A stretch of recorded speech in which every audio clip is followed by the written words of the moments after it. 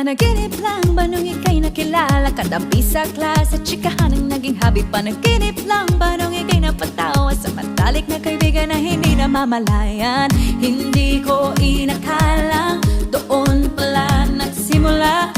Love story hindi naasahan, sa huli tayo pala sa isa't isa.